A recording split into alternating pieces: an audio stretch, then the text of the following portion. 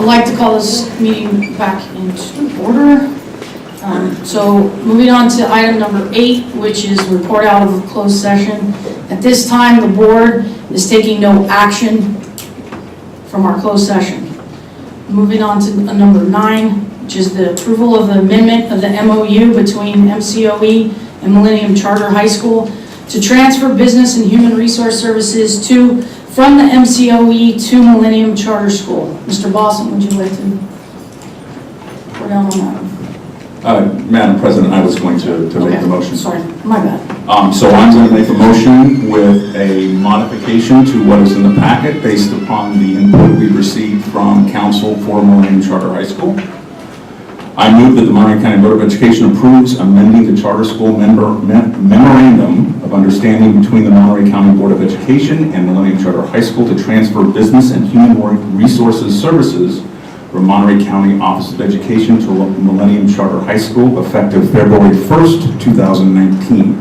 The Monterey County Board of Education authorizes the County Superintendent of Schools to finalize the terms of this amendment. There's been a motion. Can I have a second? I'll second that. Harvey, seconded that. Any discussion? All those in favor? Aye. Any opposed? Motion passes. Okay. Item number 10, MCOE comments from the board.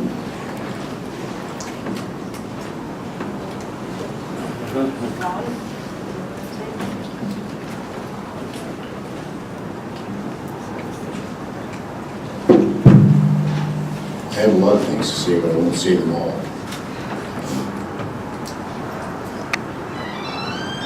I come to this meeting very disappointed with what's transpired in the last few months. I feel, somebody was talking about a community out there, I feel that your community has been hoodwinked by your board. And I wasn't going to say anything about this, but I'm going to say it anyway, because if I don't, it's not right. There was the other option on the books there of the Millennium Academy. You could have all, as a community, and there was a guy who was talking about theology out there, being a theologian. Theologians probably mainly just look into communities of faith, communities that are gathered together, communities that work together. You had an excellent chance there as a community to band together, and again, your board didn't give you this information in time, or chose to keep it from you. You had a chance to move as a community from the charter school to the academy. You might have lost a couple of teachers, some of the staff on the way, but you would have been a community banded together. The same people, look around, it'd be the same people who were there if you all moved as a community. The guy that was in the Air Force, if you're in the Navy, you work as a community when you're on a ship. You know, if you don't, your ship catches fire and your community doesn't put the fire out, you go to the bottom of the ocean. No place else to go. So I'm saddened by what's happening. I truly am. And I wish that you would have come together as a community and made that decision and said, no, we can take this, we can go over to this other program, this Millennium Academy. And I know the people that would be running it, Chris Devers over there, Dr. Vela, they would put up probably what would have been a mirror program to what you have here. You know, and these guys are money. You know, they've gone into the jail, and they have adults coming into this room here and receiving high school diplomas out of the county jail. They have programs, and these guys, this is what they live for, is create programs to help people.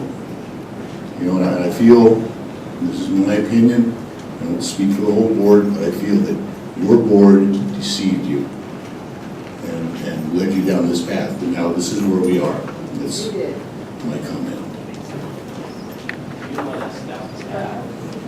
I'll just speak. I'm really frustrated at a lack of communication that I've seen.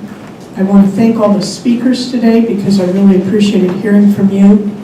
The thing that I'm really sorry is that you didn't have all the information. We have been working with your board representatives for years now, but particularly since last June, to try to get this ship turned around.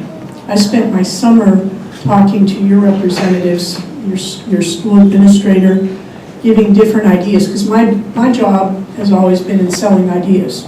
I've been elected in Monterey County for going on 34 years, and that was based on truth and honesty, and always trying to make a difference in the lives of the people that I represent.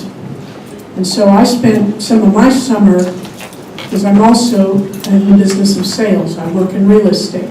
I sell ideas, I sell property, I make things happen. And so I gave a variety of ideas on how to attract and retain more student population such that we wouldn't be at this juncture. And it fell, I believe, on deaf ears. And the castigating comments that have come from your board to us, and like this, has been detrimental to creating a long-term solution. So I sure hope that all of you in this room recognize the fiscal realities, because unlike the federal government, we don't print money.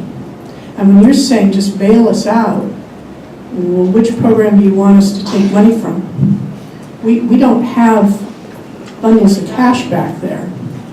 We have to live, and we have to be accountable, and we have to be fiscally responsible, because we have people here that deal with infants. We have others that deal with special ed. We have others that deal with Head Start. We have to meet our bottom line as we require the 24 school districts throughout Monterey County, because that's what we do in government. You have to make all ends meet. So what we're going to go forward now with is basically a wait and see. The onus is going to be on your board now to do what they've told us always. We've been betting on the come with them. We've been promised, oh, we're getting this grant, everything's going to be great. Just wait with us another month and another month. And the idea that you all didn't know that this was happening, it's shocking to me. If I had been on a board and done that, I would have been history. I wouldn't have been serving you all in this county for 34 years. So I'm very saddened at the lack of communication, that you all in this room are here, I believe, under good conscience, and you came to make a difference by communicating.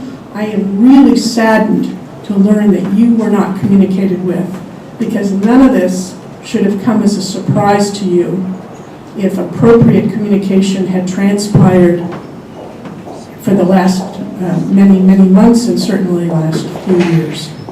So this is not a happy day. The other thing that I really learned, and I appreciate all the heartfelt comments that came from the student body, because I really am happy that you have found a place of peace for yourselves. Everyone should be received with open arms and be judged on the content of their character and their actions. And I'm glad that you found that, and we are really supportive of you retaining that, because no one should be feeling like a misfit, ever.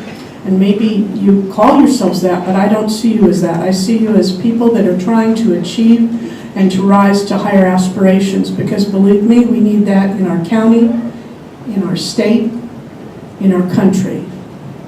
And that's what's really important to me, is that you take that to the next level. No one should feel isolated. No one should have caustic comments come at them and be beaten down for who they are. I've always been different too, but I've tried to draw on my strengths and to lean on those around me and to make a difference in my community. So I'm really glad particularly that the students were here today to demonstrate that, because you matter to us. That's why we're here. We're not here because we don't have anything else to do. We're here to make a difference in your lives, the lives of our community that we represent, our county, our state, and our country. So we're going forward with the motion as set out, but what my colleague here, who you're never going to find a better human being than this man, he spends his spare time when he's not here helping make the schools better in the prisons, helping the people that didn't have a safety net that we now find ourselves with for you, trying to help those people be able to have a better jumping off point for their life. through his ministry. He does amazing things, and he's speaking from the heart, because we truly believe, and maybe the problem is, as I said at the last meeting, we're trying to look for a solution long-term, and it seems to some that what we were trying to do was to do in your school. That would be the last thing in the world we'd want to do. What we're trying to do is not see to the end of June. We're trying to see into the future. And those folks that he is talking about, I have the utmost respect for. Because when I go to those graduations, as I went to Millennium's last year, the woman said we never go to the campus. I went to the graduations. And I saw kids that were excited. I saw a young man who may be in the room today, and I asked him, what are your plans? And he wanted to go into movies or things like that. That makes me excited. That tells me we're making a difference. But what we were trying to see, and the reason that was offered as an alternative, was not to rub salt in a wound, but rather to try to fashion something that will not just happen for the seniors, but for the juniors and the sophomores and the freshmen as well. So here we are, castigating remarks aside. We did listen, and we do care deeply. So.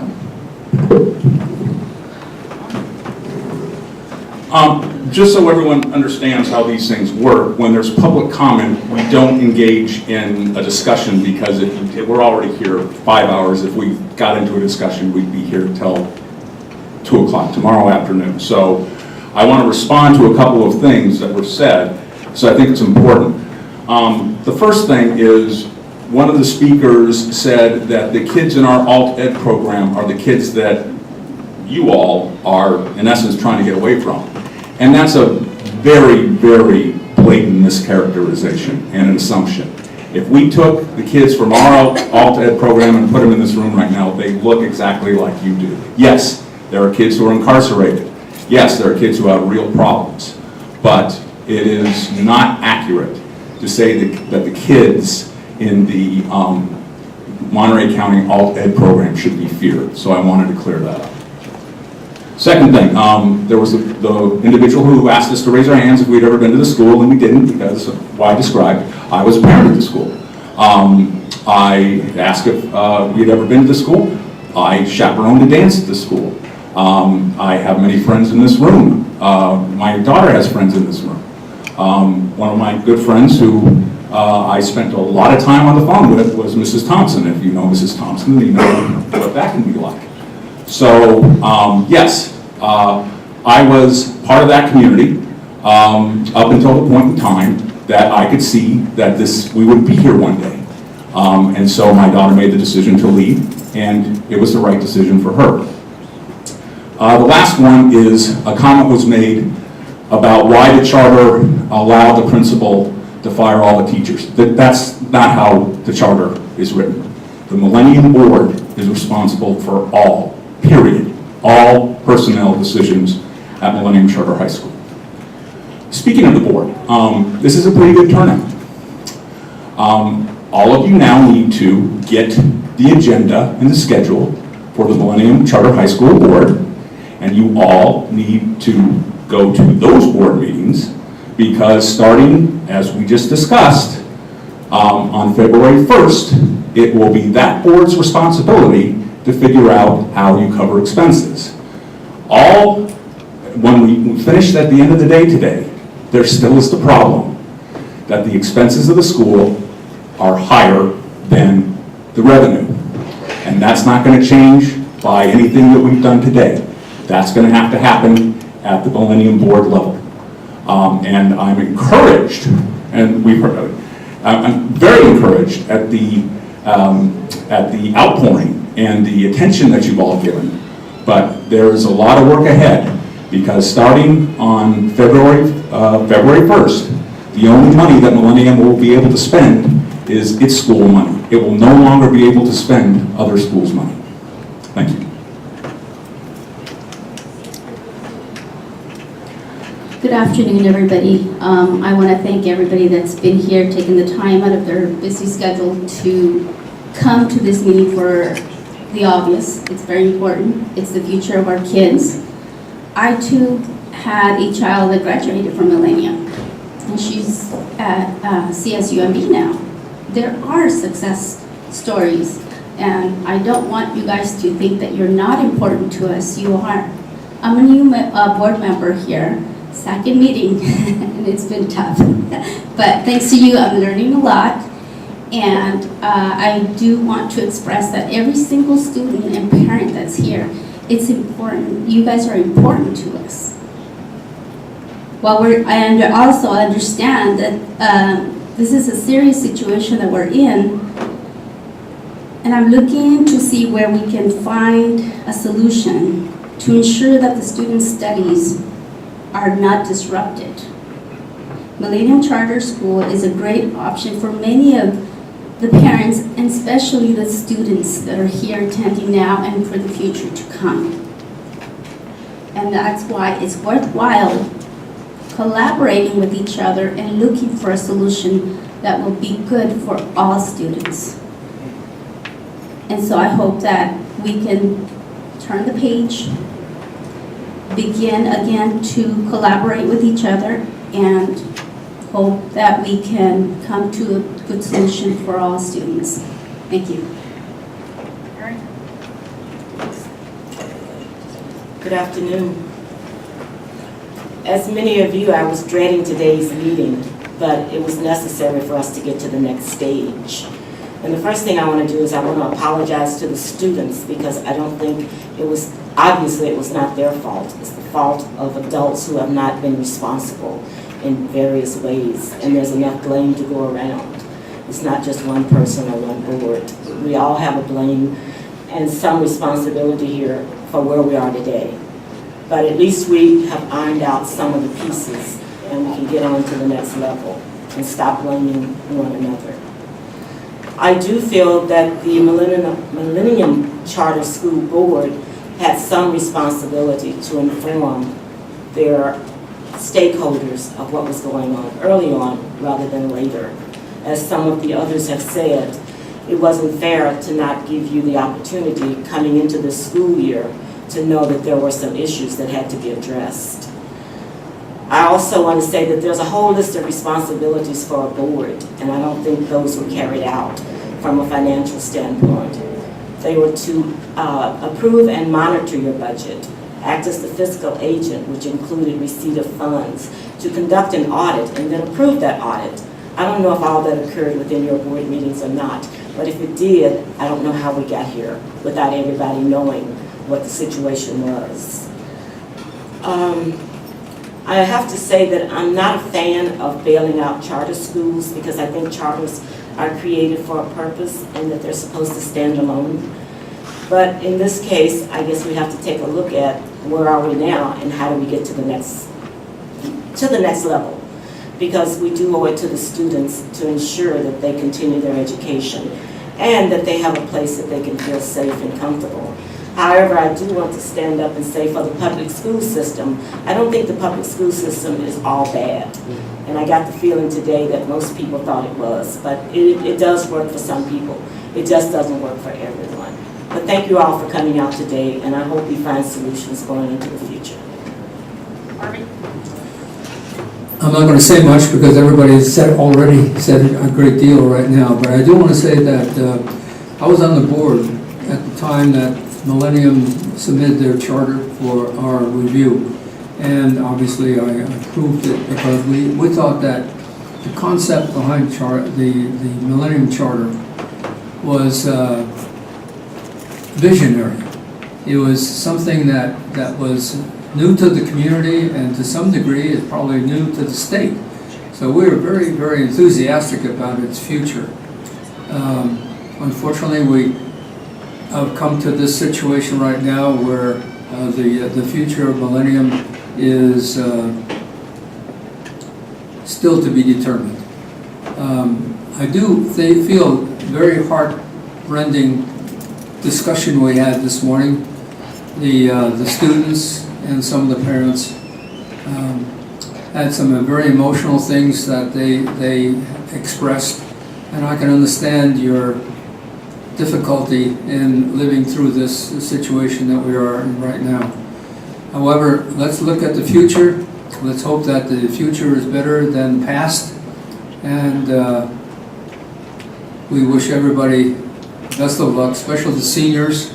We hope that things will work out for them. And I think all the people who are involved in making decisions are trying to do the best they can for the students under the circumstances we have right now today. So thank you very much for your attendance, and that's all I have to say right now. Thank you. Thank you. Again, thank you all for coming out today. The students, laying it out there from your heart, that has a lot of truth and merit to it. As we know, you guys rallied. This room was packed at the very beginning. We've lost a few folks. I'm sure they had to go take care of business, but this room was packed. And so as the one parent did say is that we can rise like a phoenix. You're right. Now's your time to rise like a phoenix. If you can pack this room to tell us why your school is so important, make that phoenix rise to also bring more students to your school. Show them what it is that you guys just told us at this podium, how important your school is. Bring those students and continue that legacy that you're wanting to pass on in the future years.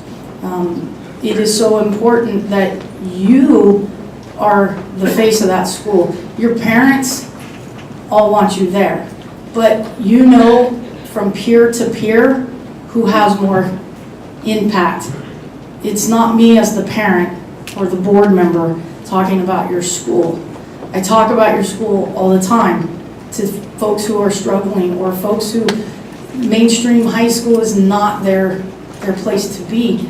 But from a peer-to-peer standpoint, your voice and your experience at your school has the most power, more than I will ever have, because you live it every day. So if you can come together at this meeting and say your story in front of me, tell your peers that. Build your school up to what you want it to be. Bigger, stronger, make that legacy continue. And so I really hope you do rise like a phoenix, because there's nobody here sitting on this board that ever wants to close a school, first of all, and or see students left out in the cold or struggling or sitting here having to hear the dirty deeds about a school having to close or what's happened behind the scenes.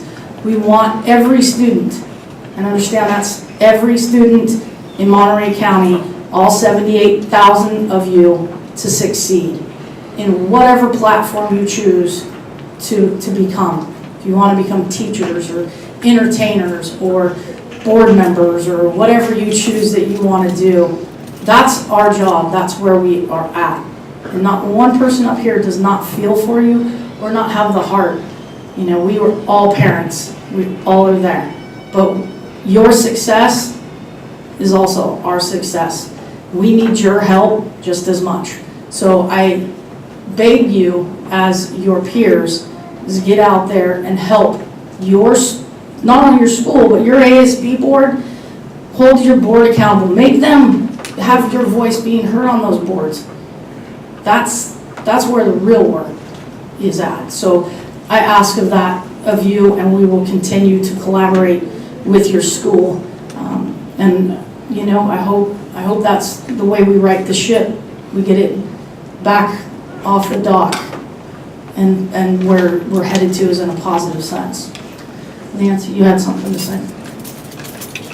Hearing the voice of each one of you has been extremely powerful. Some of you got up and said that you don't do very well at public speaking, but I'll tell you, you did a magnificent job. You have a great ability. Each and every one of you spoke passionately and honestly from your heart. You put yourself out there, and you were very articulate in communicating to each and every one of us your feelings about Millennium Charter High School. And I was listening deeply to every single person who spoke.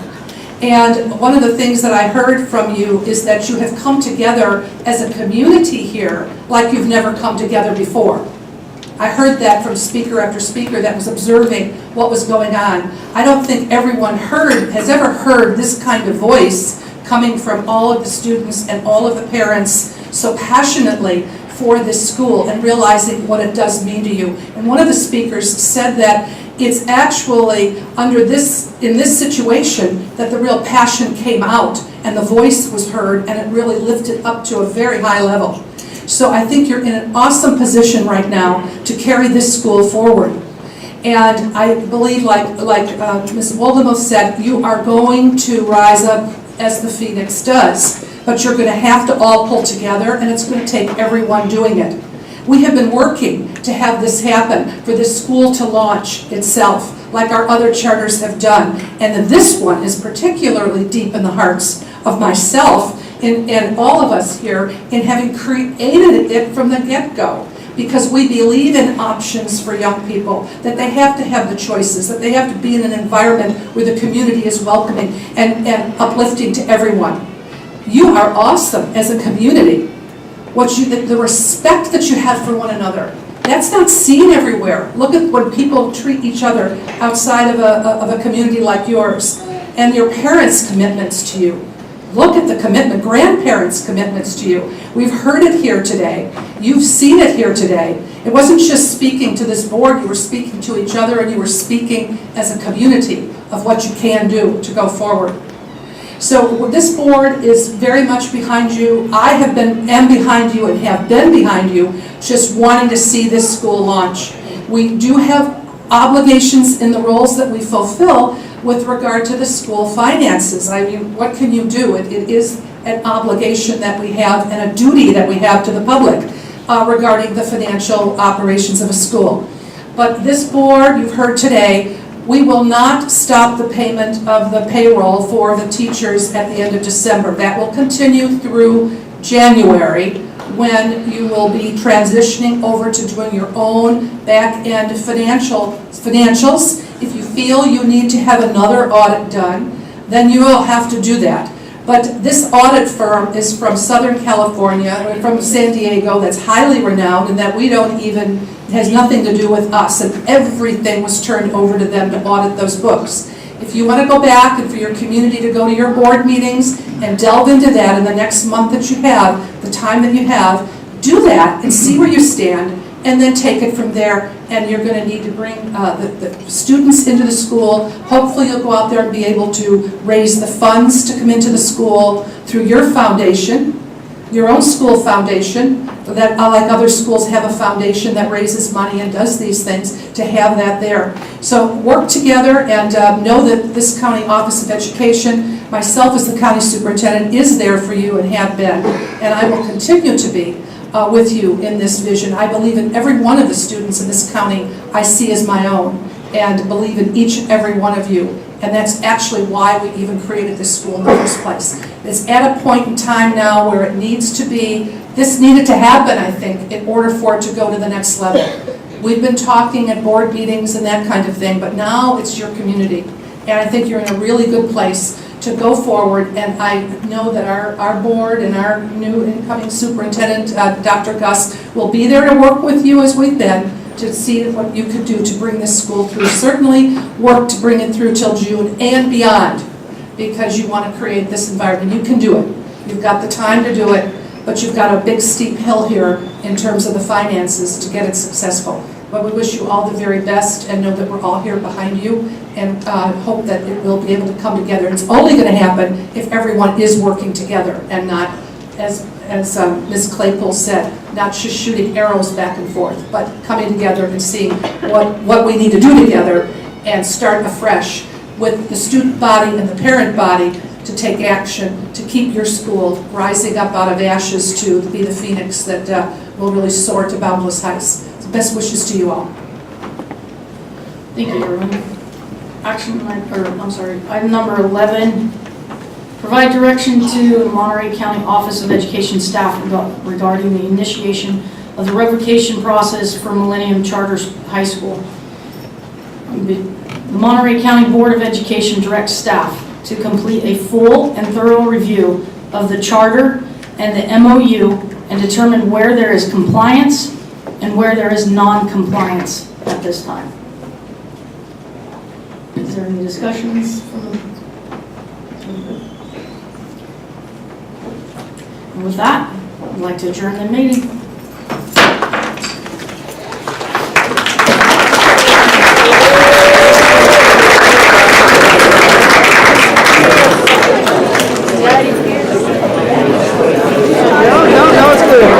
First and last name and how you spell it. Sure. Janet Waldemuth, last name spelled WOHLGEMUTH.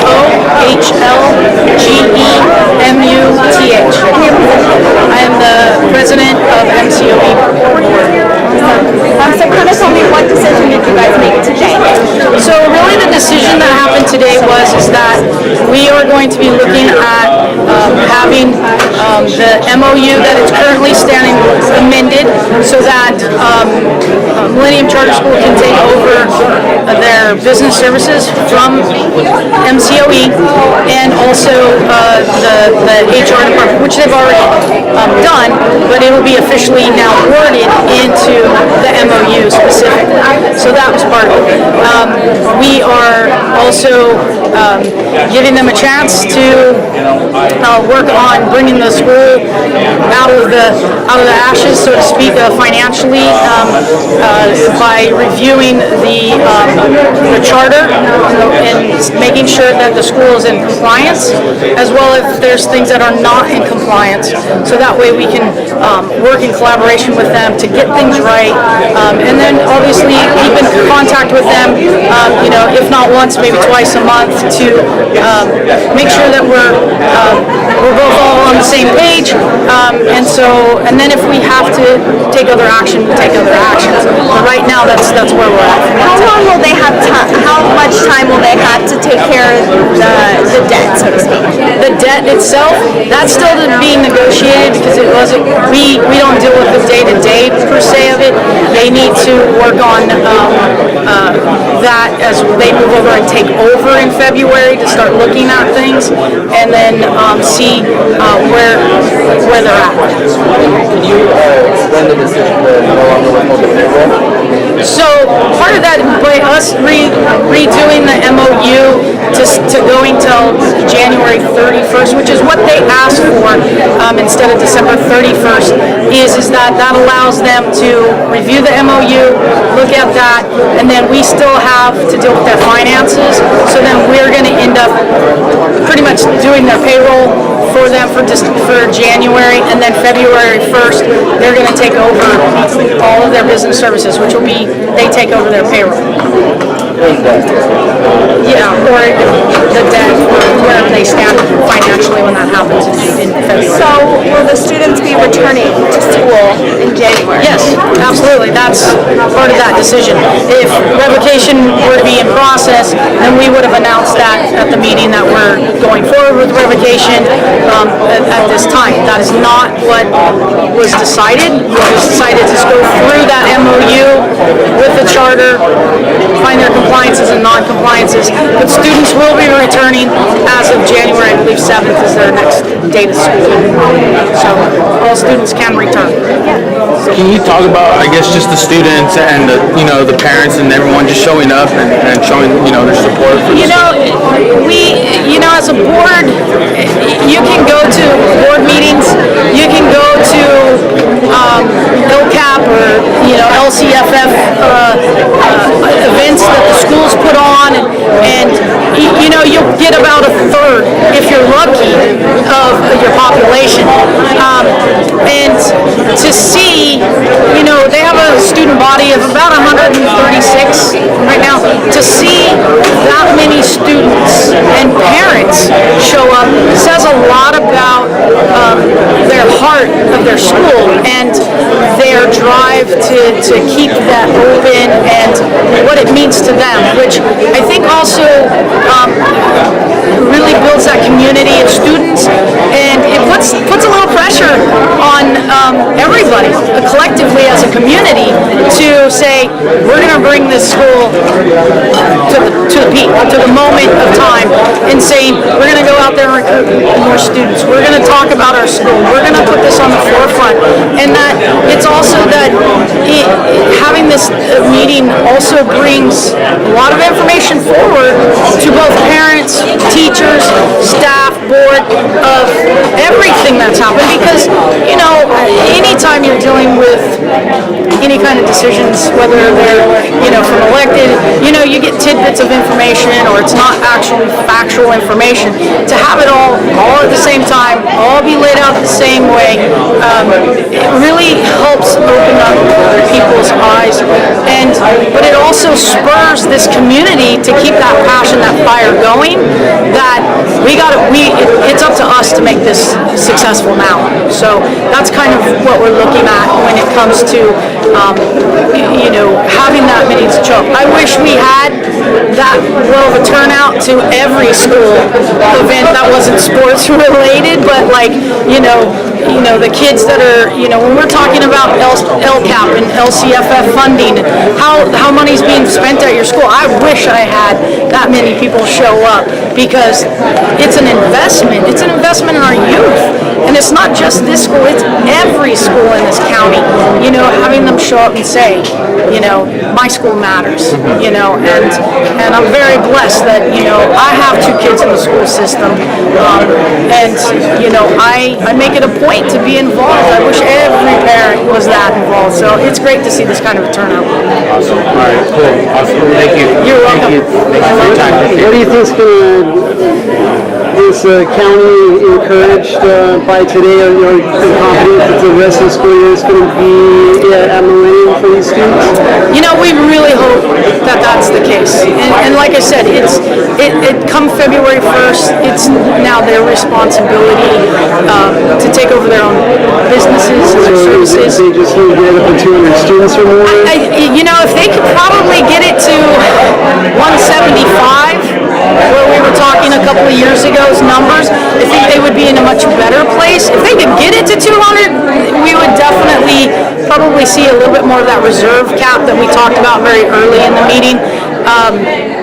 But, you know, it's really going to be dependent on them taking this passion and this fire that they talked about in this room today and really taking it out to the streets and getting those students. And like I said, peer-to-peer has a whole lot more power than me as a parent or a board. Just go easy, right? Yeah. And you know, I think the other thing is these students spoke so passionately about, I don't, you know, feel like I have a great start at elementary or middle school, and I could already foresee the high school avenue being not a positive experience. And some of them left Millennium, went to public school, and it just wasn't working for them for whatever the reasons may be. You know, there's multiple students that were sitting out here today that my son has met through other activities, like, you know, Hartnell's, you know, youth theater program. So I knew several of the students. So when I'm not there, when they're acting and stuff, they're talking about their school or they're talking about their activities. It's a great way for their peers to talk and spread the word. And so, you know, if, you know, circumstances are what they are, you know, our students are the ones with the most power. It's not us as adults. I mean, we make adult decisions, but they have the power. It's their school. It's really their chance to say, this is my voice. Hear me roar.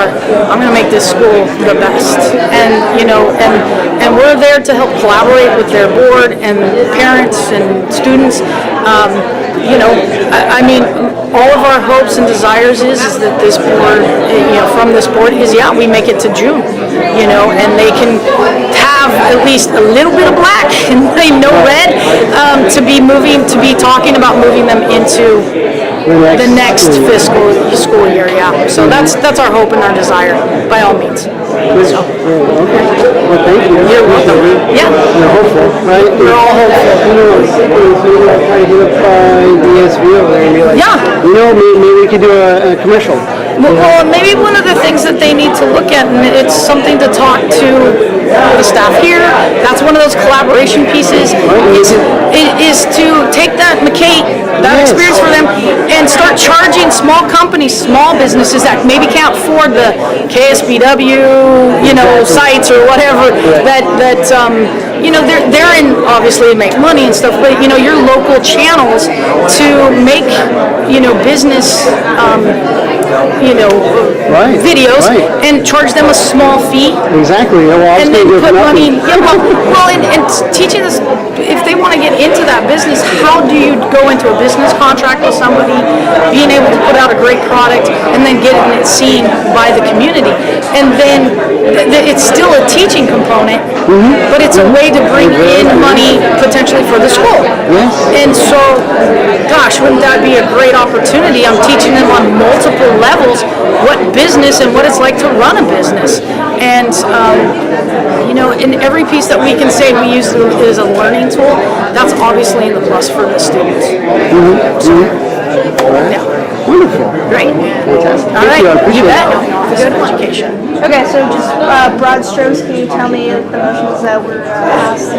Sure. So the first item that we took was to rewrite the MOU, do an amendment to their current MOU, which then gives Millennium Charter School their business services back to them,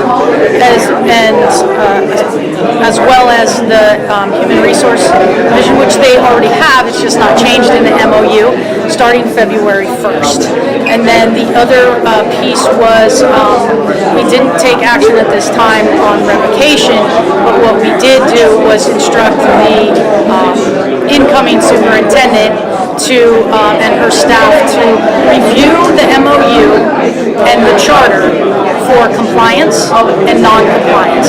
So that way we can collaborate with them to say, this is the areas you need to fix going forward, and these are the areas that you're meeting the expectations of the charter agreement. And, so the other parties involved, the board of the school, for parents and students, does this decision feel like, from their camp, is it equitable for them, or, Well, I believe it's equitable for them. This is what they were asking from us to be able to do. So it is a win situation for them to have that ability to have their business services back, and that's completely doable. And then also,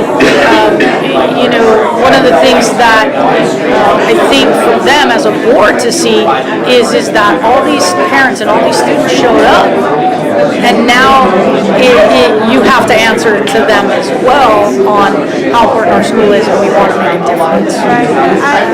Over the course of the meeting, we went over sort of what the community itself sort of has the onus to do. What sort of steps should they be taking to ensure that the rest of this year can be carried out? Well, the biggest thing is that, again, like in any business, you're going to have to really look at what your income is and your expenditures going out. There may have to be some more trimming unless they can bring their student population way up. It would be great if they could get their student population up by another 20 or 30 students this coming semester. But really, unfortunately, just the way the schools are funded right now, that daily attendance makes a huge difference. And so having more students means that they'll have more income coming in to help them. And really for them right now, to take this energy and this passion for their school and hit the streets and start talking to their friends, talking to their neighbors, and then get that message out of what a great place this school is.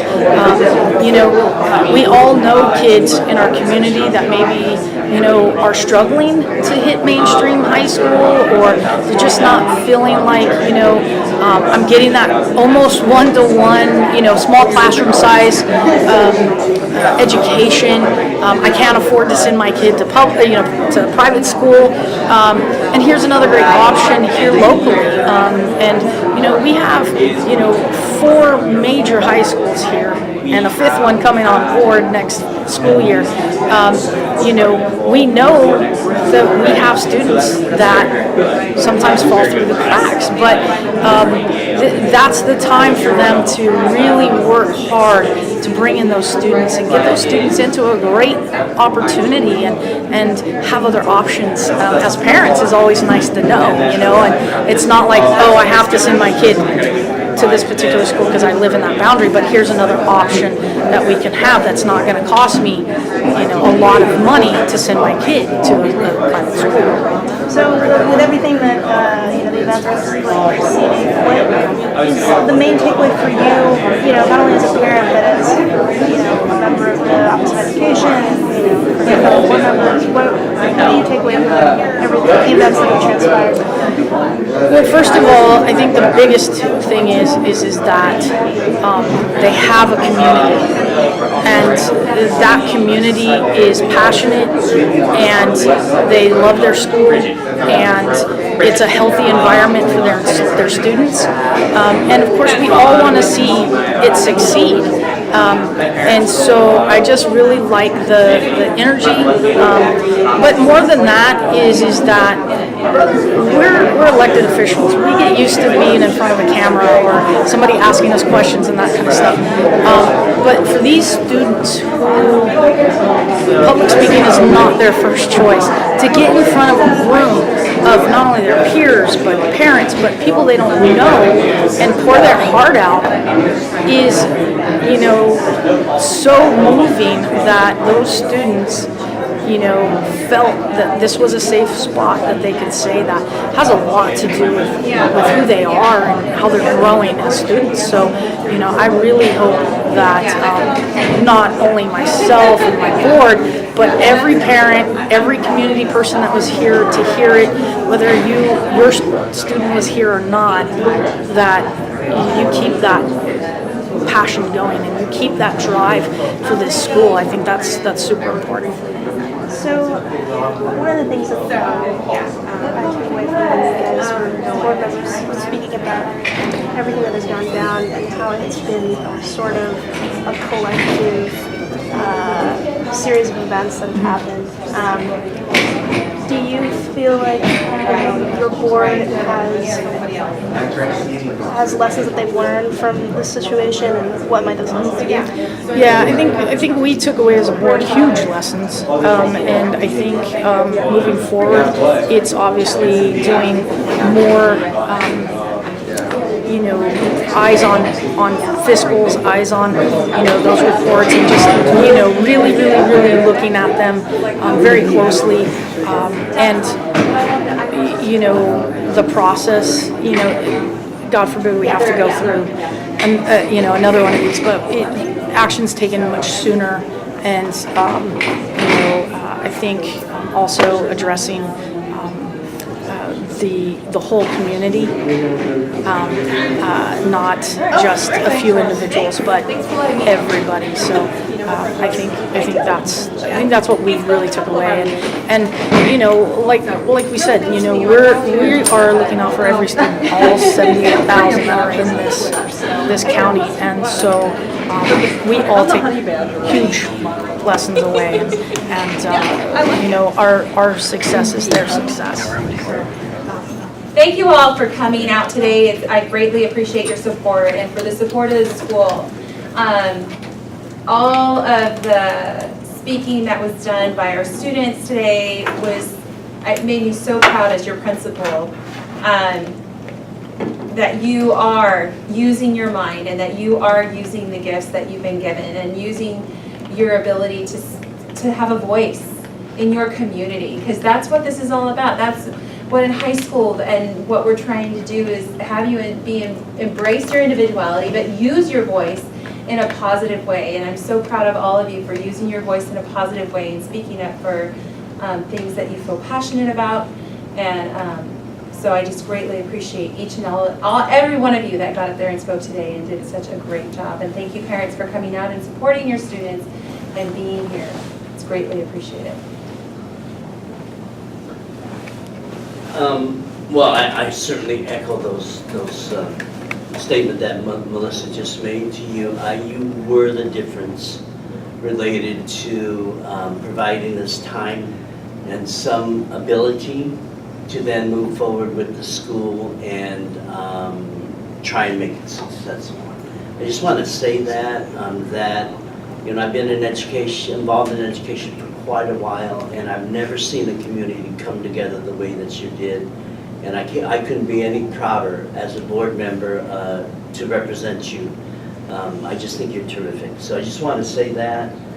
You spoke from your heart, and I think that it's something that, quite frankly, the county board needed to hear. The other thing that I do want to address, and the only reason why I'm doing this is because it's important to me that the community understand. And I don't want to cast dispersions. This board has never, ever attempted to cast dispersions or place blame. What we have done is we have presented facts, at least as we understand them to be. And that's what we did in terms of the timeline that we distributed to you, in terms of all the information that we wanted to provide for you. I think it's very important that you understand that. We don't want to pass blame on the County Board of Education. They have a huge responsibility. But our responsibility is to you. And so, with that being said, I do want to make sure that you understand, and it's in that timeline that we distributed to you, that we were presented with different deficit figures through this process. And I want to bring back something else that was being said. We literally reduced costs by $450,000 in order to try and meet the deficit that they were presenting to us.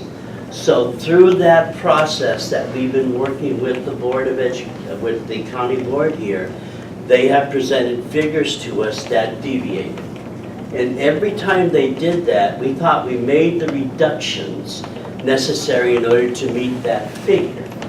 And so at that time we were feeling, well, we're meeting their deficit needs, and then we would meet again and then they would present a different figure. Now that's not me politicizing anything, that's what happened.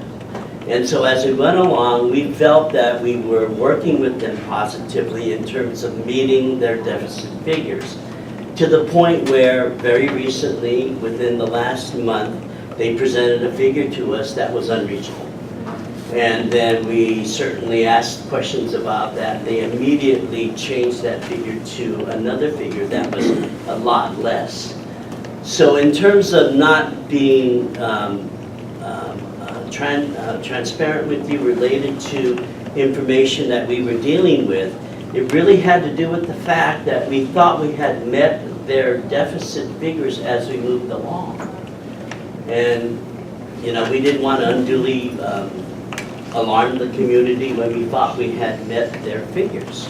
So the statement that was made about us not being in communication, we own some of that.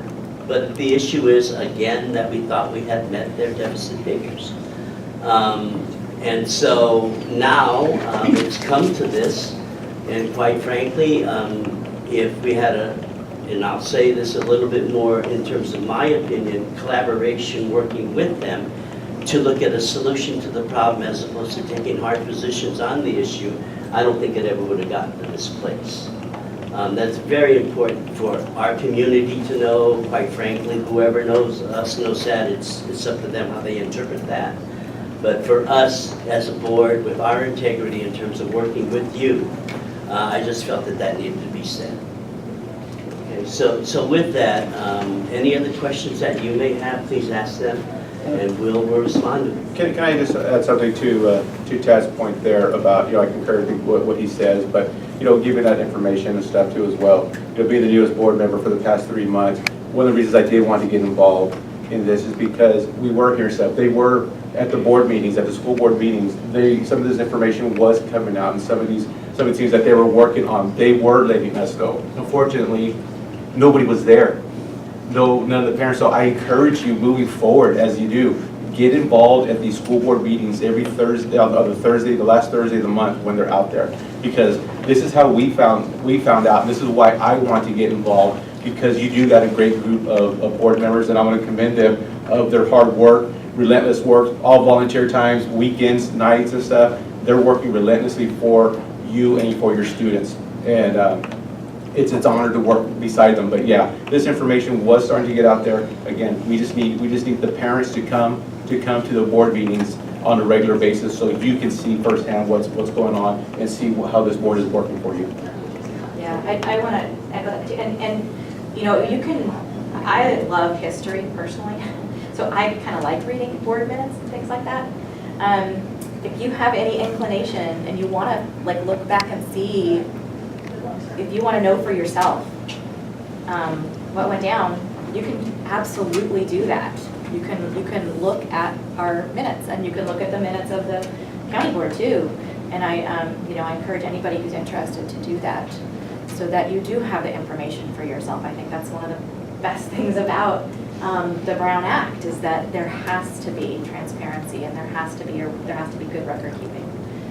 So yeah, we welcome questions, and that's how I got to be on the board too, was asking lots of questions and saying, oh, okay, I think I need to work on some things too. So.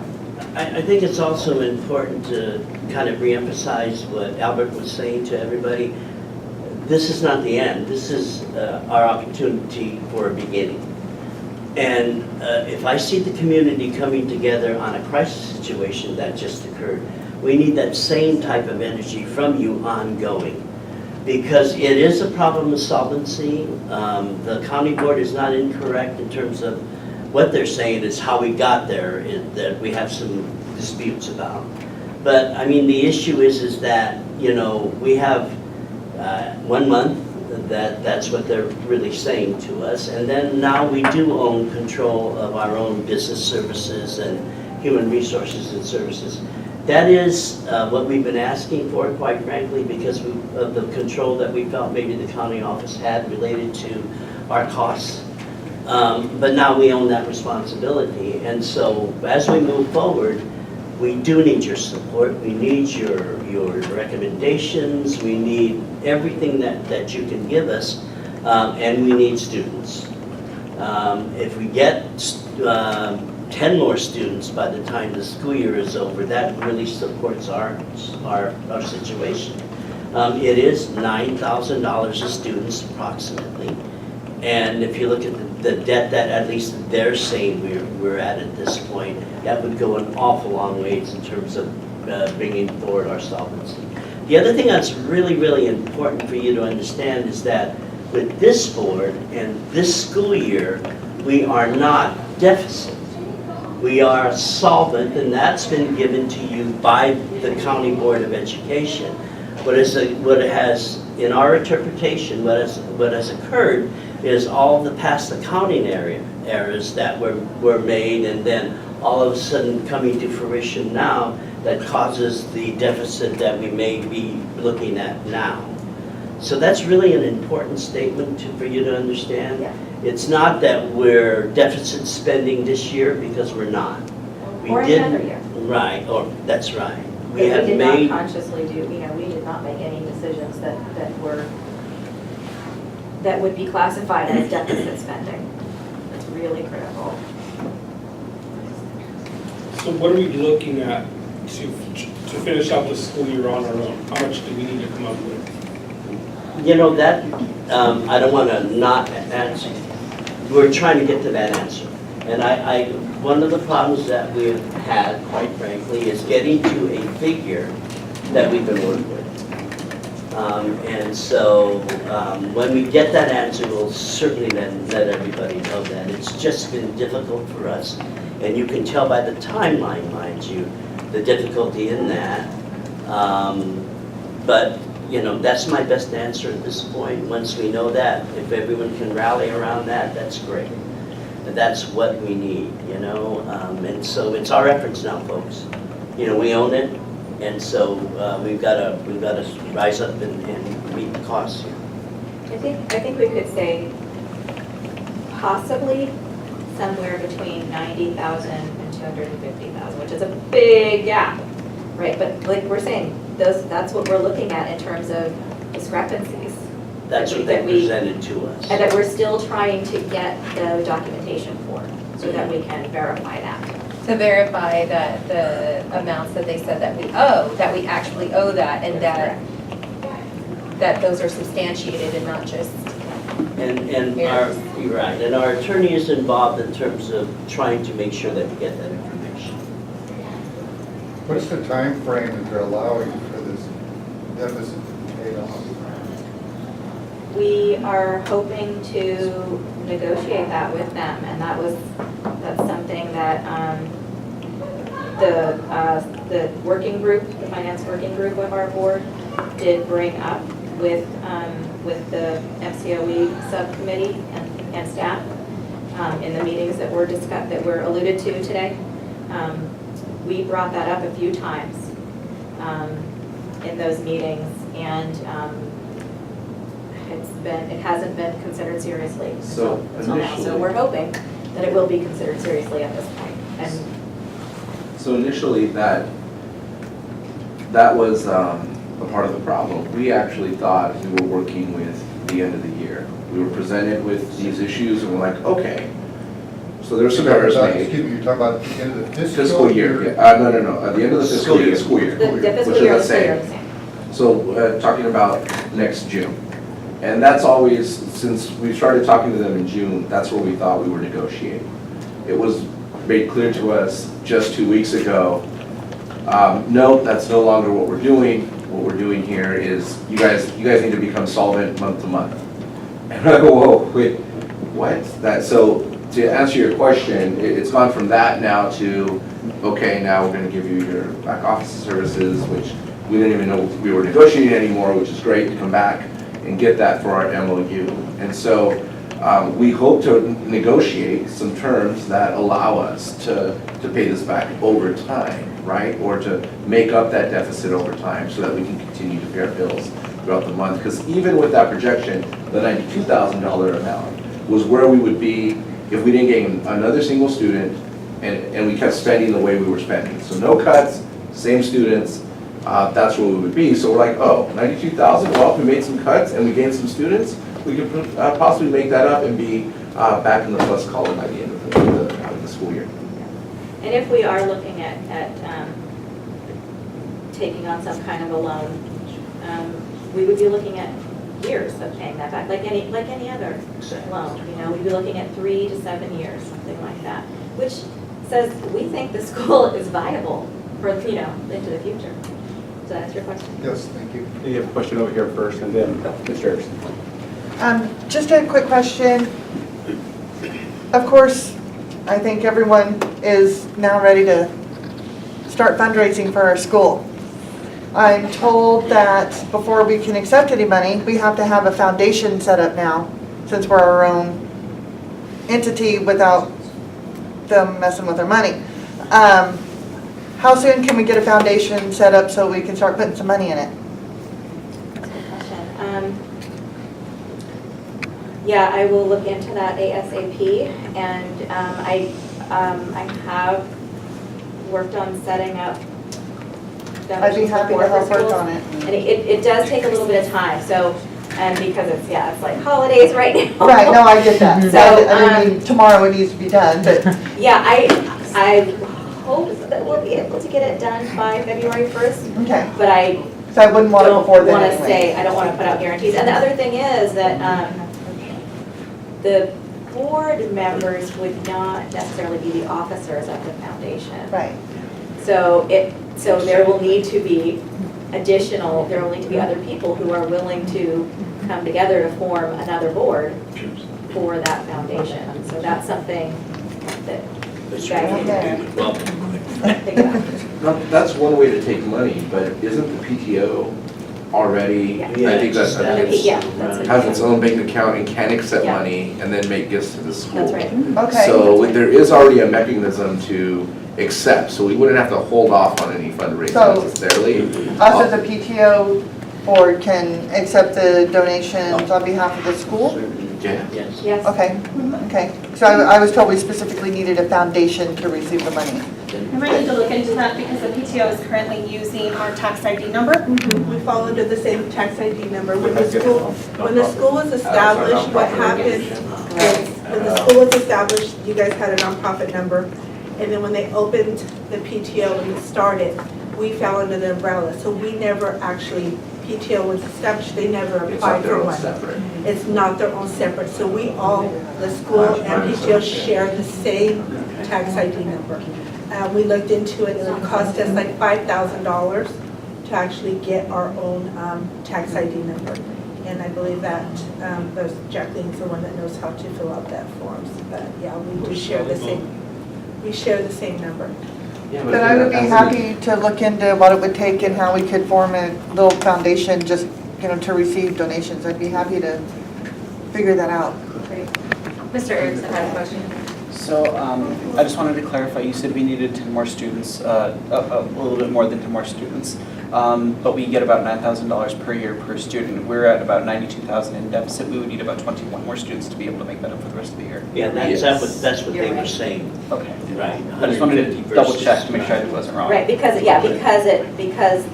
funding would be prorated for any students that come in now. It's important to know also that, we're at a solid, they presented their figures low. And we're at a solid 136 at this point with the possibility of? I want to say, whenever we last did the ADA, or not ADA, sorry, the attendance, we were at 139. With 5 new enrollments, that would put us up at 144. But I am understanding that we do have some students that are disenrolling because of this. So I'm going to say we would probably end up at a solid 136, 137. Okay.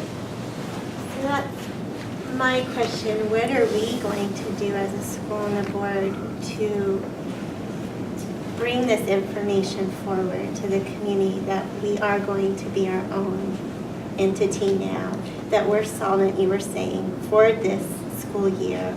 Is people out there, just what they're hearing right now, there's red flags about sending your child to our school.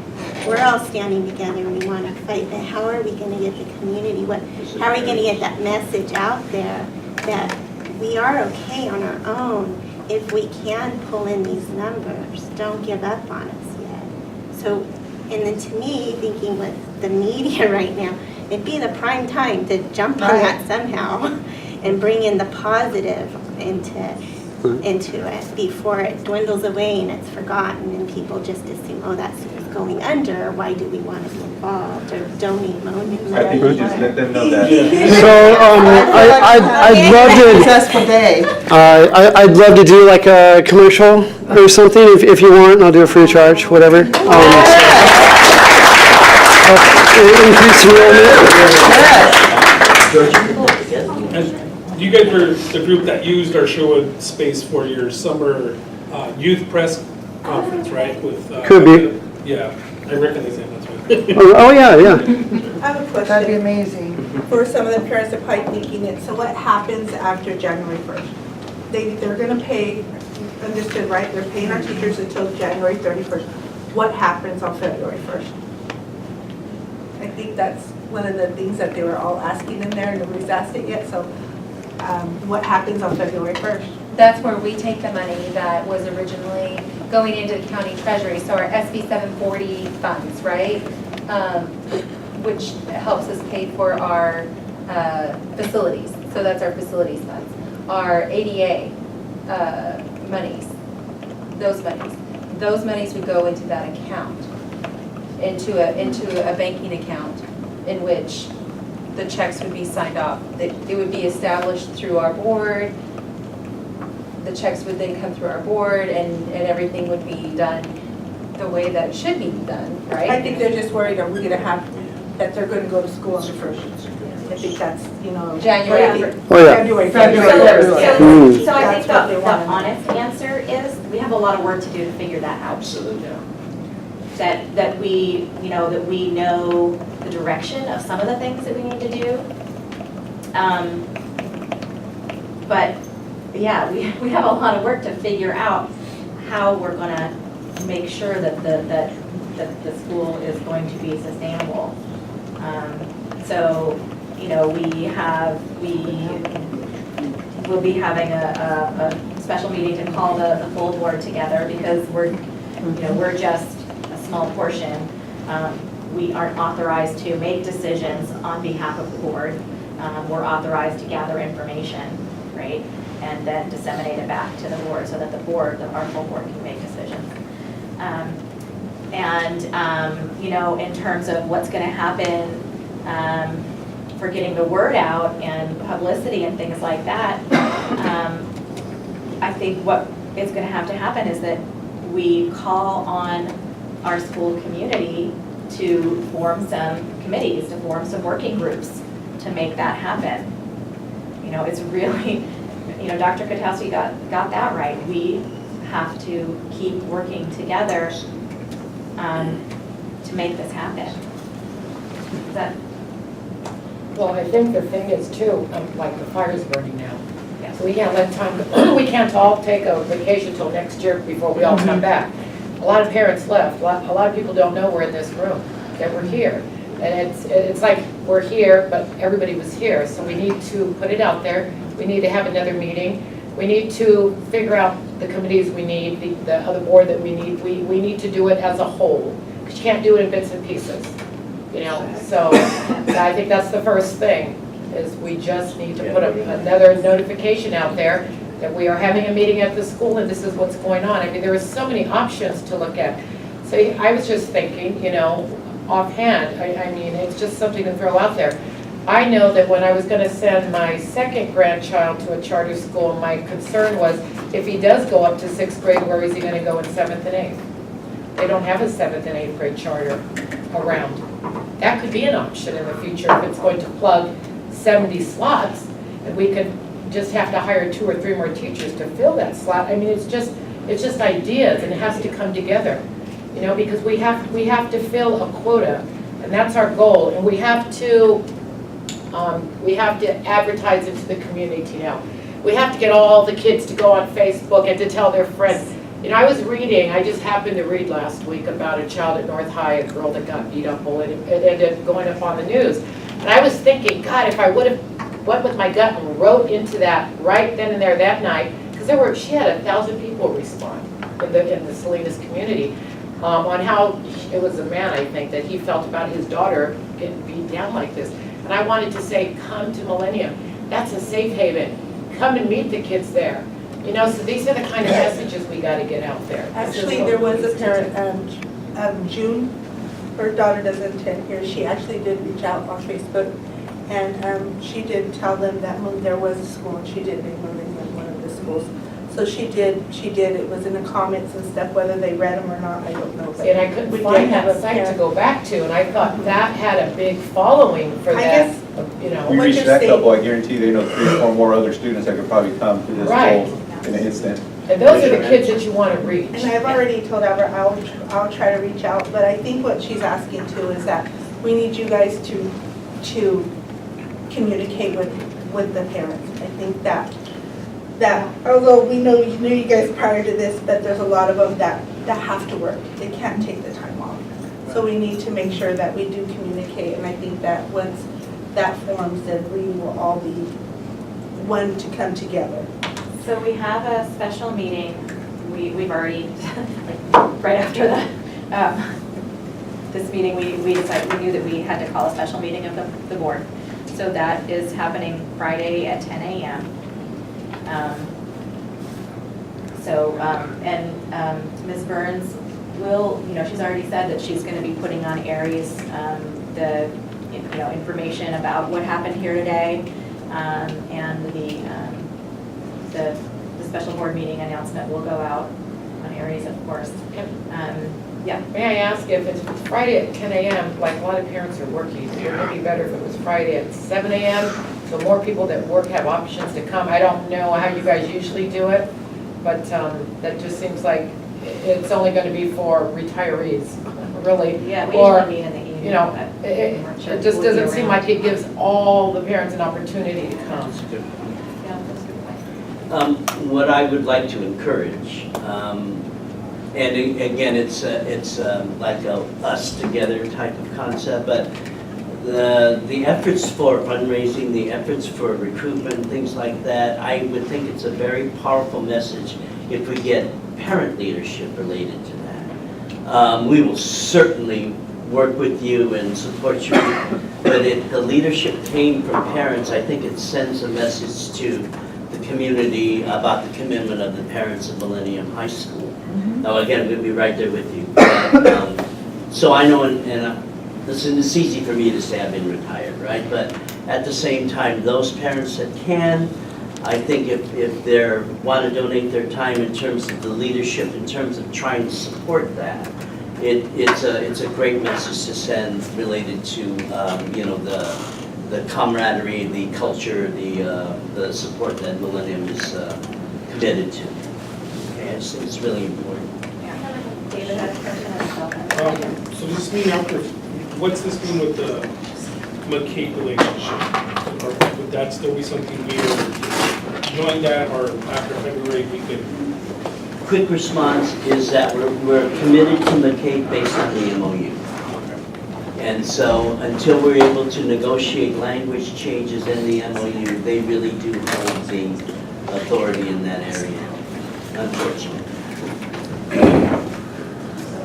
I'm kind of going off of this whole idea that the fires are burning kind of thing. And is there a way, and maybe I'm thinking fundraising already or something like that, but is there a way, or do we have to come to the board and ask if we want to create like a family share where we could just ask every parent, every family to donate a certain amount of money for the year?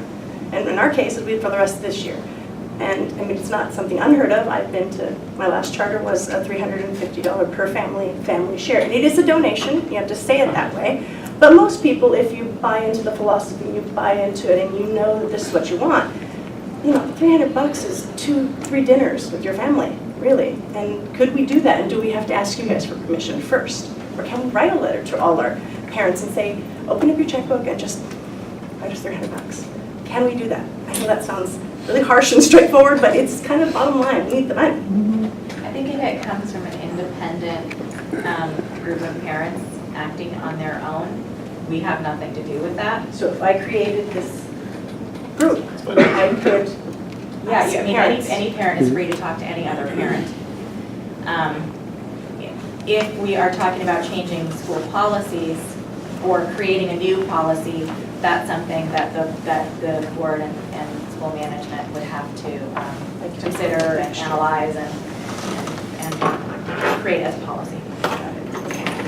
And jumping off your comment, that's an excellent idea. Unfortunately, there are families that cannot afford that. And that's what I figured would be a donation. Because you'd be amazed at how many, the poorest families are the ones that probably pay the most in family share, believe it or not. I've been in the charters, and the one with the heaviest pocket is the one that argues the most about paying it. The one with the least is the one that usually pays. So I really feel, and our community is, that I feel like our community is kind of, they're not really heavy-pocketed folks. I think if we sold it to them, look how we rally, you keep it going, you keep asking them, if you believe in this, $300, like I said, is 3 dinners. My And there's other family ways of to 5, that's donate 3 dinners. Other than financially playing on that, they could donate with their time to cut down the school's expenses in other areas, such as lunchtime supervision, janitorial services, just little things that the school pays for, you know, you can't afford, you know, we all have hard times sometimes, you can't afford the $300, maybe donate time that takes the place of something that the school pays for. Just a thought. So I'm gonna, before there's other questions, I suggest that parents who, you know, are like, let's go, that you guys make sure that you have each other's contact information and, you know, work on organizing something, you know, before the end of the year, so that it can, you know, so that we can, you know, come to Ms. Burns and say, hey, you know, or to the PTO and say, hey, can we get your support on getting this out? I have one last question. I was asked again, I know we've brought it up a couple of times, taking money from the marijuana district. where are you guys at in finding out that information? Because that's something that might materialize faster than any I of think us it could could. materialize very quickly if we're allowed to accept it now that the county can't say no, we can't as of February 1st. Can you guys let us know if we can for federal purposes? So this is where it's tricky. The county would not be providing our business services as of February 1st, but they'll still be our authorizer. And there are still, some. I don't believe they can dictate what donations we get. The only discussion we've had at the board level is just around the idea. There wasn't a real gift to consider. There wasn't, and we didn't talk about what MCOE's responsibility might be to that, but I don't recall, there's language in the MOU regarding us taking out loans and then signing off on loans. There's not language in donations. And we are a nonprofit entity, so again, this whole foundation concept and why we as a nonprofit couldn't just accept donations, I have to look more into, because nonprofits accept donations all the time, it's what they do. So again, if there's a gift to consider, that's a great problem to have. And Well, the problem is there could be probably several of them to consider. So then you need If to they consider it. If they knew that we could accept it, they could use the tax write-off, obviously. Yeah, we're a And they nonprofit get some entity. positive word out in the community that they're helping schools. So until I can communicate what we can do back, I can't Get the, So the short answer is, we can definitely consider a gift. That's now, the whether, I can't speak for my board members of whether or not they would be open to accepting a gift. We had, we had a conversation about that. Not everyone was agreeable to it at the time, but we didn't take a vote, and I don't know where that group would stand now, given our situation. And also our larger community. I don't know where our larger community stands on that, to be honest. I don't want to speak for all parents. Right, and I know it's a weird area and it's all new and it's all, but these are clients. Legal businesses. They are clients of my firm, and I've had several of them ask me, and I don't know what to tell them because I've gotten different responses, and I don't want to accept or ask for certain things without telling them what we can and can't do. Yeah, again, if we had an offer to consider, we could follow up. I think it was a discussion item in open session, I believe, yeah. So, one thing that we discussed, and you can again read this in the minutes, so I'm not breaking any confidences here. One concern that came up is that because many high school age people struggle with addiction, how can we accept a donation from a cannabis company, and how will that be addressed?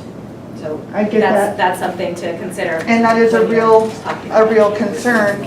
And what one of the owners had suggested is maybe they come to the school and speak about responsibility and speak against underage use and, kind of a public service and education for the students against underage use, just like underage use of alcohol or any other substance. If we accepted it, why would we have to disclose it to show, well, they're here now, but.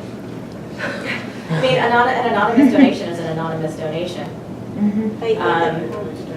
Isn't it, Michelle, that they want some positive recognition? They want some positive recognition in the community that they're doing good things. And It's not an anonymous donation, and that's something that we would have to talk about, and so, I think those are things to bring up in the board meeting. Well, with the facilities that we have, I mean, for this school and the students put together a PSA that they could air. Those would definitely, With, so those would I mean, we definitely have be things to teenagers bring right forward here too. saying this is why, you're responsible, and maybe that could be an exchange. But yeah, it's just something to consider for the future and something to get thinking about and getting a resolution to so that because I think that really could be a huge income stream for us if we can figure out how to do it properly. There might be a loophole if the money came into another foundation and that foundation came Right, to us. and I think that's where the Which might foundation have comes some into leeway. play. I'll look into that. The foundation can accept, So the what are you foundation coming gives it to from? the school. That The source. foundation says good things about them, not the school. Just making sure that it comes to us. Yes, yes. That's very the- important. Yeah, that's Of course. So, we realize that 10 a.m. time on Friday isn't conducive to parent access. I also don't want to schedule a Friday night meeting that nobody comes to because it's the weekend before Christmas. And so we're sitting there anyway by ourselves, which is what often happens on a Thursday night during our board meetings. So as much as we want to be open, we've scheduled it because it's time sensitive. And we just got to get some next steps in. It's really important. And not that we want to block any access. So I appreciate your suggestion of earlier in the morning. I just don't know if we can get our board there, our full board there, we could ask. Is there a way to record the board meeting so that people who aren't there can maybe stream it or, at least watch the video to be informed and maybe write in with follow-up questions? Could Facebook Live it. Last year. Probably not by Friday. Offered it. Right, I just. But in the future, Just in yes. general. Yeah, Are you guys doing it over Sure? yeah. We can just set up one of the laptops with it and like. I mean, you could go Facebook Live. YouTube Live. YouTube streams too. There Well, you then go. you're gonna have people that at home, they're just gonna stay home like, they watch church at home. And they I'm gonna say amen! No, I'm gonna, on their computer, and they're gonna go watch it, go to the meeting, stay in their pajamas and sit there. At least they'll be informed. Right. At least they'll be informed, they'll know what's going on, Right. they can't say, well, no. That's the biggest. I mean, if that's what it takes to get information. There's a record out of there, that. For some, then Some yeah, I parents think that's a work great until 5 idea, and yeah. they don't wanna have to And go they to can watch it at their own leisure and get informed that way. Then they get first-hand news instead of hearing it from two other people that's already been blown up or sideways, Well, and it helps out a lot for transparency, absolute transparency. Exactly. And we'll get a couple of communications out via areas to parents and students to make sure, one, they understand the doors are opening back up after Christmas break, teachers will be there. At least we have the funding guarantee for that. And we'll make sure as we figure out what February 1 looks like, we'll make sure to keep you guys abreast, because we have a lot of questions ourselves, because a lot of the direction they chose to take today weren't things we were even considering, because it wasn't things they were transparent about. So a lot of this stuff was very new, really decisions made this week that really did come across our desks. Wow. Before I forget, I'm sorry, I have to say this before I forget, because that lady was talking to me. What's her name? Superintendent. Okay, the superintendent, she was saying that she has a lot of referrals on foundations that we can get a hold of. I don't know who takes care of that, but That's what I don't, she told that's us. what she told us. We've had our hat out around the county for the last probably 6 months. We've been told no a lot, and here's the thing with foundations. A lot of them are very established, and they lend to who they know, and they have very strict processes in place. There's very few that just give money to give money, like, okay, oh, you need something, there's a few set up to do emergency giving, right? The problem is, though, this board is we're mostly worker bees. We're not, the board before us, maybe there were a lot of Peninsula people connected to old money. Foundations are generally made up of old money, and you gotta begin to develop those relationships. So the farthest we got was the beginning to develop some of those relationships, right? So they got to, well, who are you guys? What do you guys need money for? And quite frankly, the amount of money we needed, it scared them off. And it was changing. That's what made things difficult, right? One day we were asking for $20,000, the next day we needed $100,000. It just, because the numbers were changing from the county so often, and so it made it really difficult to sort of like, well, what do you need? And it didn't make us look very good to not even know exactly what kind of money we needed. and for how much. But we So- also have to have approval through the county right now, because we did apply through a foundation. We applied through the Monterey Peninsula Foundation. Right. And then we got a phone call back and said we had to withdraw that application because it had to go through the county for approval, and then we could apply. So And that that's what is I in find our MOU. interesting. Yeah, because she just said She she'll just give, talked to us she just about said she'll give the information. And I was like. Yeah, but they have to me, I don't approve it, even that's know the what thing. you're talking about, because I'm really not that. Yeah.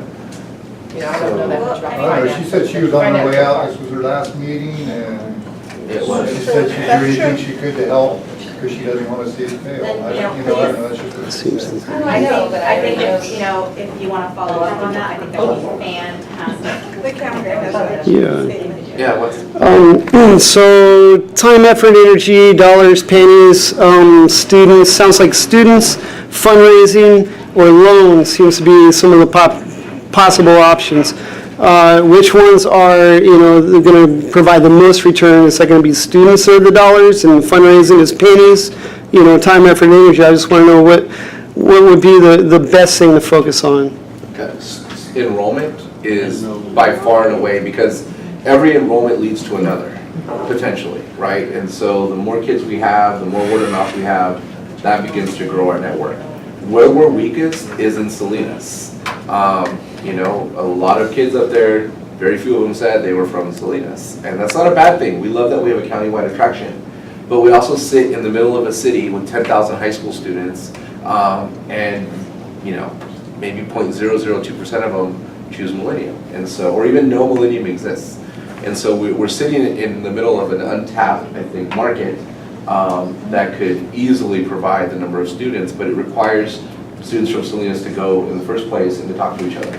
Because, as many said, our students are the ultimate, students and parents. Parents have a lot of sway with other parents, right? And there's kids at this semester, right, coming off a really rough year at their local high school, saying, I don't want to go back, and are there other options? And that's an opportunity to attract these students. And so hopefully some of you are talking to your cousins, your aunts, your uncles, whoever it is, that we can begin to draw your friends to the school. But enrollment is one, and I think ultimately we've got to do some fundraising, but I really think enrollment's the biggie for us. And then the restructuring of our debt and our back office, and I think the negotiations of not debt, I don't mean to say that, but I think the amount of money that we're over, our cash flow really is a big, that's our big job as of now, in finding the right people to make sure that gets done in a timely manner. Yeah, so I wanted to comment on recruitment. So when I went to Millennium, I'd say, oh, I'll go to Millennium. Everyone would say, I don't know what that is. Now everyone does know what I don't think there's a problem with recognition in like the community of people my age and younger. But the thing is, there are kids who are being bullied. I've talked to them, like, why don't you go to Millennium? It's like, they said, because weird kids go there. And that's the thing. Yeah, and they don't, being bullied does not automatically make someone proud to be weird. It's usually people who go to Millennium are proud to be weird. And I don't think that is a bad thing. I think that we need a little bit of a rebranding though, as Inclusive. yeah, more inclusive. You could say that. You could say that. I also think we should balance, because we're advertising too much on media. I think we should balance both media and schooling as well, as an alternative to high school. Yeah. I don't think we've been advertising enough at all. Thank you, David. Yeah, I think so. Especially this semester, like, I don't think. This semester, no, but like before, like, I couldn't see a movie without a Millennium. Wait, this semester? Not this semester, the one before. Yeah, all the bad ads. Yeah, the bad ads. Those were bad ads. I was roasting them. We gotta make some good ones. I was like, those are so bad. And they resulted in a net negative students. Really? So, Yeah, I'm not surprised. Not good. Yeah. But they were made. Yeah. There was a handful of us. I believe there was six of us that hit the pavement. PTO paid $600 and something to print out flyers, and we hit the rodeo. We hit the parking lot, and we put papers on windshields.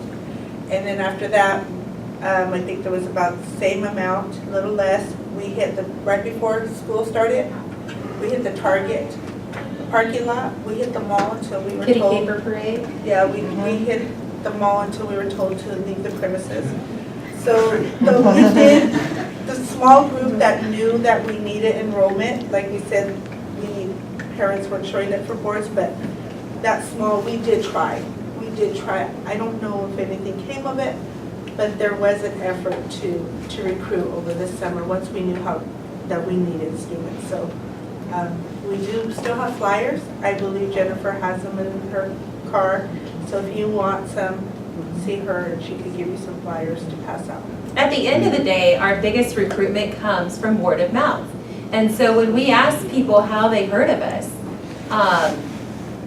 and why they want to enroll their children there, it's word of mouth. Like the 3 new enrollments we have, came from Anthem Christian School, because that's where Mahala and Adriel went. And so they thought they'd check it out. And they came and they checked it out, and they shadowed, and they fell in love. And so this all comes word of mouth and coming and shadowing. The kids see if they fit in. If they fit in, they stay. If they don't feel like they fit in, then they don't come back. But the kids that come and shadow, those are the kids that stick and stay with us. And they want to be there because they've been in the traditional high school system, or they've been in a high prestigious private school where it's a very intense academic environment. And they're great to be here. They're grateful to be at Millennium because, like we've heard time and time again today, they are appreciated for being an individual and not being a square peg trying to be fitting into a round hole. They get to be the individuals who they are and embraced for their beliefs, for what they present, and how they are as a person. And that, to me, is what's most important, is that we are continuing that, right? And that's how we're attracting students, is just word of mouth. And you know what I have to say on that? We, as grandparents, we're struggling to make ends meet. We had 2 boys in a private school. Okay, we were cutting corners in our own family from our retirement to do this, to keep our kids safe. Well, it didn't work for both of them. One was in there 3 years, Mahala was in there 2 years. So for me to have to turn around, let's say, and pay $300 for a year for Mahala to be here, snap, hello, yeah, easy. Try paying $600 and $700 a month. You know what I mean? I mean, when you know your children are safe and they love, Mahala has never, in his whole 1st through 6th grade and 7th and 8th, he has missed school a lot, but he has not missed school since the day he started Millennium, except for Friday. And I'm just like blown away over that. So for me to whatever she calls it, a family fund, to know, I think a lot of parents would agree if they know that's the way we have to pick ourselves up, until maybe there's a possibility that we can find our donors and our foundation and get our stuff together for fundraising, because it's what we got to do now, because our time is short. 1 month. I do want to bring perspective to this about enrollment. I mean, provided we don't lose any more students, that's the key, right? The issue is a short-term goal of maximum of 15 students. That's what we're talking about related to solvency. Am I pretty much on target when I make that statement? In terms of the numbers that we know now to clear up cash flow issues for the end of the school year, I think we could say like 20. So that if you want a goal, that's the goal. Yeah, because there's enrollment and then there's ADA, right? Does everybody know that? Like, there's the number of students you have enrolled who are registered to come to school. Then there's the number of students who are in the class every day. Per hour. And that's where we get the financial support from the state, is through the average daily attendance. So Pierce? It's a little further down the road, but one of our students, Max, suggested that we have our own students do presentations at middle schools. So kind of show them what we do here and everything. He had some specific middle schools in mind that are nerdier. So it sounds to me like there are so many amazing ideas coming through, and we need to have a meeting between, some kind of a special forum at the beginning of 2019, so that we can let more parents know more families know, let more students know, hey, we want you to come to this. We're gonna make some plans, we're gonna have some ideas, we're gonna have some things for you to sign up to do. And then we can get in action. I was also surprised that from the kids who go to elementary and middle school charter schools, that they don't all follow into Millennium, which is surprising for me. Like, you'd think that those parents would send their kids to Millennium or somewhere else, but they send them to regular high school, which is strange. Well, again, our current principal, you need to know this, has reached out this year. Yeah. And then going to every single one of those feeder charter schools is what we're talking about, and making them know that Millennium does exist. So thank you for that, and our great principal is following through with it. That's a good idea. What's your teacher-student ratio? It's about 18 to 1. In our highest class, we have about 19 to 1. It's a huge seller. But, you know, it depends on if you're freshman, sophomore, junior, Right. senior. You know, the lowest would be like 16 to 1. That's good. I mean, that would say a lot. Right, yeah, right. If you want some one-on-one attention, kids, come on. So I have a class with 2 students and 1 teacher. I do have to excuse myself, I gotta get to work, and I don't know where my colleagues said, maybe they all did as well. And so I did want to just let you guys know though, you know, I think our board is incredibly heartened by the support we saw today. You really do need to know, and I think this was said earlier, is this wasn't about keeping people in the dark. We had we just weren't dealing with real information, and it was just changing so fast. And so what did we tell people? And every time we thought we could change it back, they hit us with another change. So it's been a very difficult relationship. Now, that being said, you guys heard, as Nancy said, and we rarely agreed these last 6 months especially, this is an opportunity for us.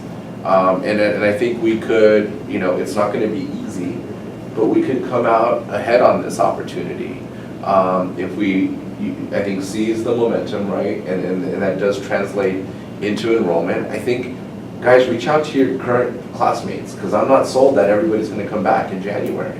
That was a calculated move on their part to go out on the 5 o'clock news and announce we were closing, right? Because they knew that was going to shake things up. They knew we'd potentially lose some kids. Let's stop that. Hopefully we don't bleed anybody, because anybody we lose, there's a few more bodies we've got to make up coming up this spring.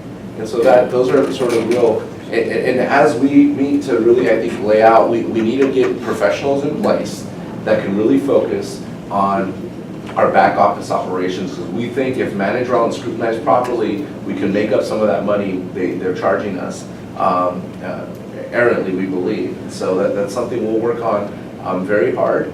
We'll continue to have our monthly meetings, and this board, since I've been on it, if we have one monthly meeting, I'm lucky. It's generally 3, maybe 4, especially if we're on one of the committees. And so we do our best to communicate with you guys through Melissa